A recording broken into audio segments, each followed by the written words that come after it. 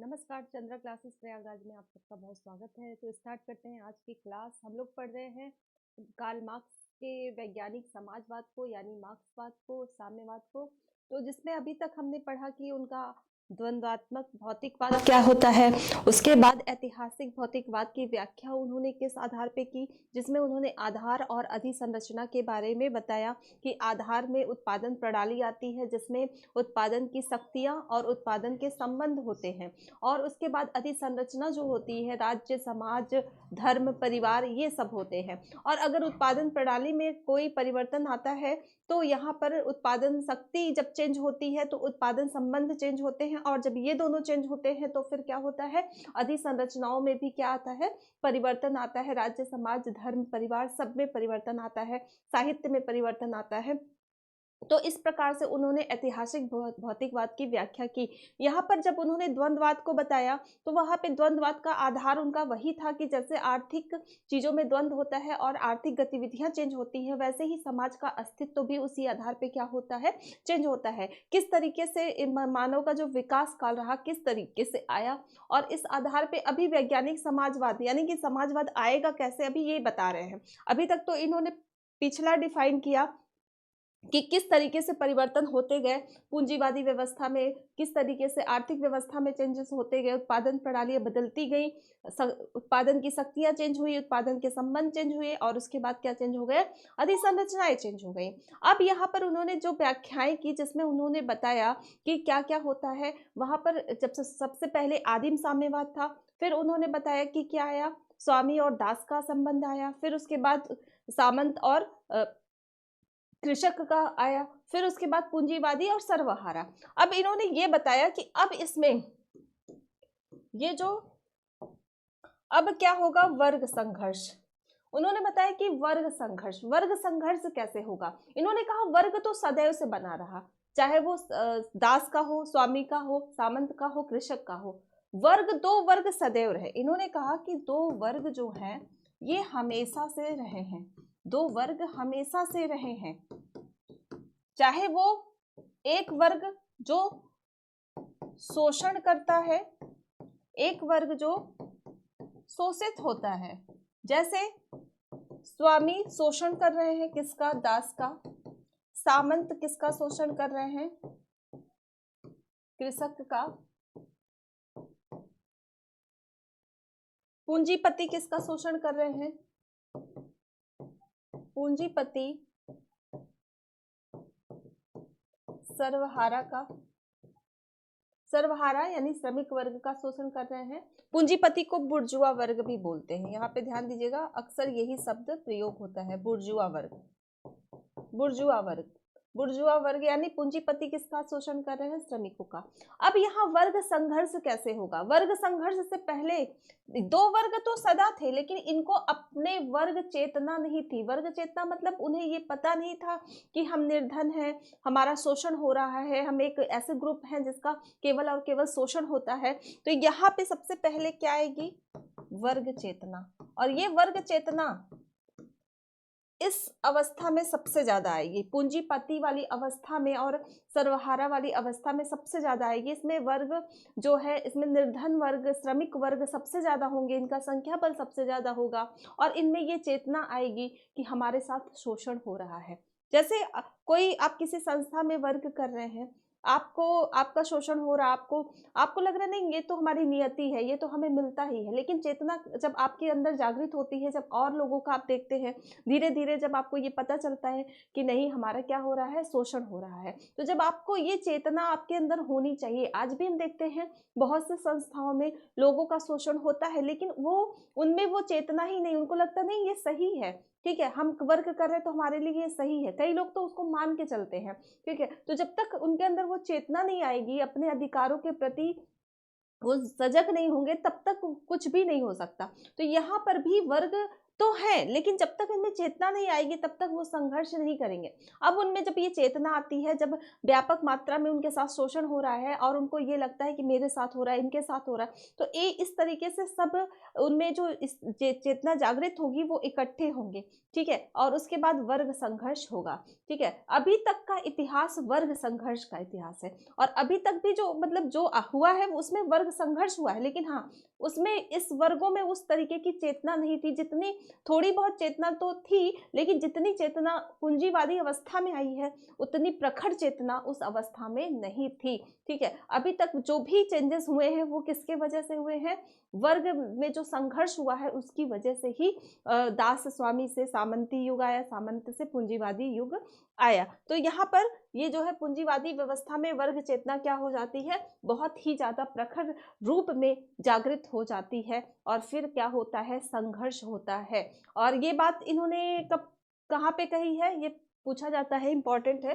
कि अभी तक का इतिहास वर्ग संघर्ष का इतिहास है, ये कम्युनिस्ट मैनिफेस्टो में कहा गया है, ठीक है। अब यहाँ पर एक संघर्ष होगा, यहाँ पर इन्होंने आह्वान किया, दुनिया के मजदूरों एक हो जाओ, तुम्हारे पास खोने के लिए तो जंजीर है, पाने के लिए समस्त संसार है, पूरा विश्व है। तो यहाँ पर सब एक होते हैं, एक बहुत बड़ी क्रांति होगी, और क्रांति के बाद क्या होगा, क्रांति के बाद एक संक्रमणकालीन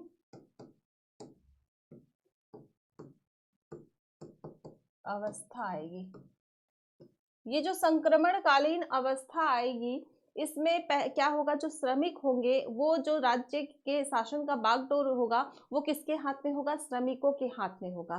तो यहाँ पर क्या आ जाएगा, यहाँ पर एक अधिनायकवाद आएगा। अधिनायकवाद का मतलब मैंने बताया है, जिसमें सत्ता जो है केवल कुछ लोगों के हाथ में या एक लोगों के हाथ में रहती है। तो यहाँ पर आप देखते हैं चाइना वगैरह में एक ही पार्टी शासन करती है, क्योंकि वहां पे क्या है, अधिनायकवाद, सर्वहारा का अधिनायकवाद, श्रमिकों का मतलब एक संगठन जो कि पूरा क्या करेगा, शासन संचालन करेगा, जिसमें पूंजीपति और ये दोनों मतलब कुछ छोटे छोटे पूंजीपति मिले रहेंगे, ये लोग मिले रहेंगे। तो ये संक्रमणकालीन अवस्था चलेगी, जिसे ही कहा जाता है अधिनायकवाद की अवस्था। और ये सबसे पहले कहाँ पे आया है, ये सबसे पहले रूस में, जो रूस की क्रांति हुई वहां पर ये सबसे पहले आया, ठीक है।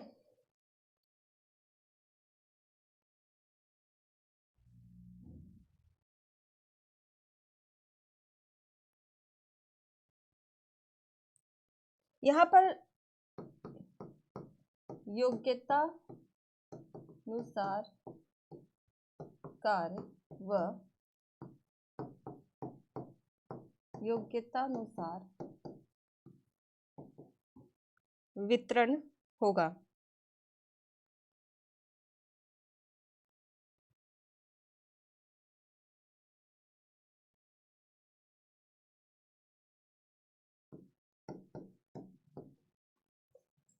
योग्यतानुसार कार्य और योग्यतानुसार वितरण होगा, जबकि इसके बाद जो अवस्था आएगी वो कैसी अवस्था आएगी, साम्यवाद, और ये इनके इसकी आदर्श अवस्था है। तो इन्होंने बताया कि अब एक अवस्था आएगी, कौन सी अवस्था आएगी, साम्यवाद की अवस्था आएगी, ये आदर्श अवस्था होगी। अब इसमें जो ये सिद्धांत है ये कैसे हो जाएगा, योग्यता अनुसार कार्य व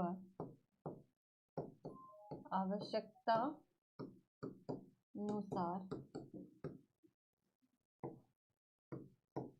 वितरण। योग्यता अनुसार लोग काम करेंगे और आवश्यकता अनुसार वितरण किया जाएगा। जैसे सभी लोग कृषक का काम करेंगे, कृषि का काम करेंगे, या फिर कंपनी में काम करेंगे, कहीं भी काम करेंगे, ठीक है। एक मान लो कि बुजुर्ग है, ठीक है, उसके घर में क्या है, उसके घर में 4 लोग हैं और एक जो है यंग है वो अकेला है। तो बुजुर्ग को सैलरी ज़्यादा मिलेगी और इनको जो है सैलरी क्या मिलेगी, कम मिलेगी। उन जितनी जिसकी आवश्यकता होगी उसको उतना दिया जाएगा। काम सबसे योग्यता अनुसार जिसका जितना योग्य, जो जितना योग्य है वो उतना काम करेगा, लेकिन उसको उतना ही पे किया जाएगा जितनी उसकी क्या है, आवश्यकता है। यहाँ पर सामूहिक चीज़ों पर सबका अधिकार होगा। यहाँ पर संपत्ति का सामूहिक अधिकार, भूमि का सामूहिक अधिकार होगा। रूस में जब क्रांति हुई तो सब लोग बहुत खुश हुए, क्योंकि वहाँ पर एक आदेश जारी किया गया कि जो जहाँ पे किराए पे रह रहे हैं, किराए के मकानों पर या जहाँ पर भी, वो उनका अपना मकान है। अब उन्हें वहाँ से जाने की ज़रूरत नहीं है, मतलब किसी की निजी संपत्ति नहीं होगी, सब पर सबका क्या होगा, अधिकार होगा। तो ये इनके साम्यवाद की आदर्श व्यवस्था आएगी। अभी तक जो है इनका जो वैज्ञानिक समाजवाद की इतनी अवस्थाएं आ चुकी हैं, ये वाली अवस्था नहीं आई, क्योंकि साम्यवाद में जो अवस्था होगी वो कैसी होगी, धीरे धीरे राज्य स्वतः ही लुप्त हो जाएगा। ये कहते हैं धीरे धीरे जो राज्य है वो स्वतः ही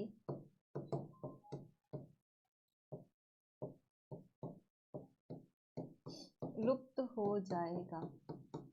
राज्य जो है स्वतः ही क्या हो जाएगा, लुप्त हो जाएगा। ठीक, तो ये इनकी अवस्था आती है साम्यवाद की, ये इनकी आदर्श अवस्था है। तो कैसे साम्यवाद आएगा, एक वर्ग संघर्ष होगा, ठीक है, किस तरीके से चेतना आएगी, किस तरीके से मजदूर एक होंगे, एक व्यापक क्रांति होगी सब एक साथ, क्योंकि उनकी संख्या ज़्यादा है एक सर्वहारा वर्ग की, तो वो अचानक से क्या कर देंगे, आक्रमण करेंगे और पूरे पूंजीपति के जितने वो हैं सब कुछ क्या कर लेंगे, उसको हड़प लेंगे या उसको ले लेंगे, ठीक है, और फिर उनका अपना शासन चलाएंगे। और फिर क्योंकि धीरे धीरे सब कुछ ठीक हो जाएगा, तो यहाँ पर कैसी एक अवस्था आएगी, यहाँ पर राज्य स्वतः ही लुप्त हो जाएगा। राज्य को शोषण का यंत्र मानते हैं, धर्म को अफीम की तरह मानते हैं मार्क्स, ठीक है, ध्यान दीजिएगा। जो कार्ल मार्क्स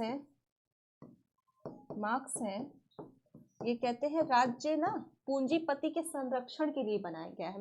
राज्य क्या है, राज्य शोषण का यंत्र है।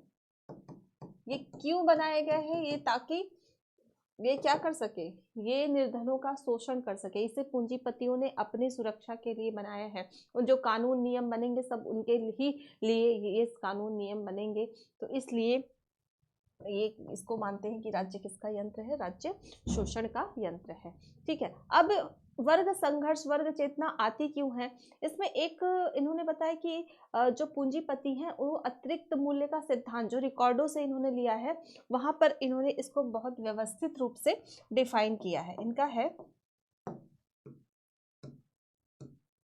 अतिरिक्त मूल्य का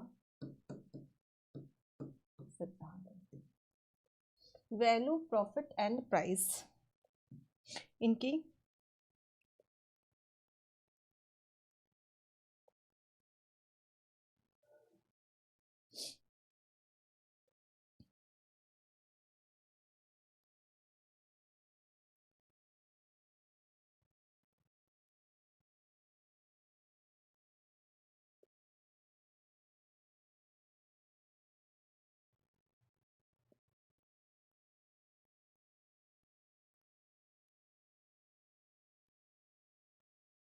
इनका है अतिरिक्त मूल्य का सिद्धांत, ठीक है, जिसमें इन्होंने बताया है कि जो अतिरिक्त मूल्य है वो क्या होता है, एक होता है एक्सचेंज मूल्य होता है, यानी विनिमय, जो पैसा होता है एक विनिमय प्रणाली होती है, और एक जो होता है इनका जो एक्चुअल जो वैल्यू होता है, यानी कि इनका जो पैसा है, एक होता है वैल्यू प्राइस और एक होता है एक्सचेंज प्राइस।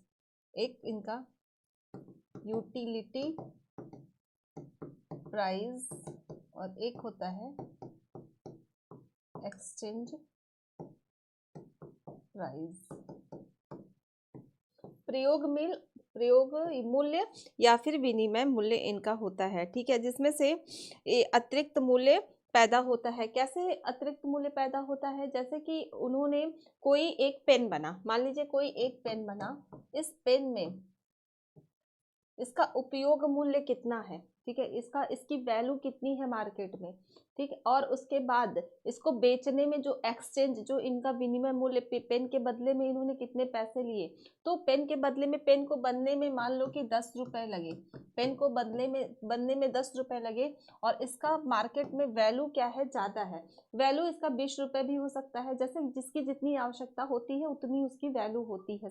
आपके पास भले ही वो कितना भी महंगा बना हो, लेकिन समाज में जितनी आवश्यकता होगी उसका मूल्य उसी हिसाब से बनेगा। तो प्राइस मूल्य जो होता है वो अलग होता है, और यूटिलिटी वाला मूल्य जो होता है वो अलग होता है, ठीक है। अब इसको बनाने में, किसी भी वस्तु को बनाने में जो मूल्य लगता है, तो उसमें श्रमिक का भी हाथ होता है, कि उनका उनका भी तो उसमें समय लगा, कि अगर कोई चीज वो बना रहे हैं तो इसको, पेन को खरीदने में, स्याही को खरीदने में जो समय लगेगा, उसके बाद इसको जो बनाने वाला है उसका भी तो श्रम इसमें लग रहा है, तो उसका भी श्रम लगता है। उसके श्रम की काउंटिंग नहीं की जाती, उसका श्रम बहुत कम, उसके श्रम की बहुत कम काउंटिंग की जाती है।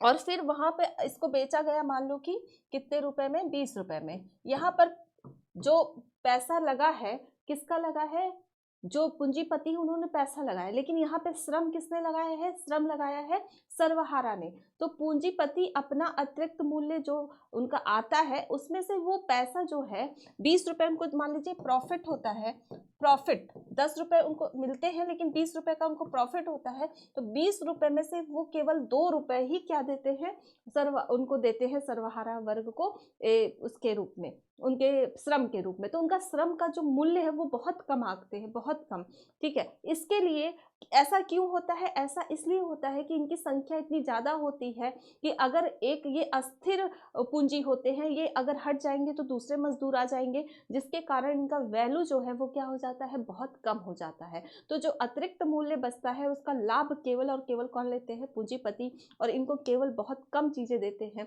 और इसी कारण से धीरे धीरे द्वेष वगैरह या विद्रोह की भावना जो है उनके मन में आती है, उनको केवल जीवन जीने के लायक भी पैसे नहीं देते हैं। तो इनका जो अतिरिक्त मूल्य का सिद्धांत है यही बताता है। ये किससे लिया गया है, ये रिकार्डो से लिया गया है, ठीक है।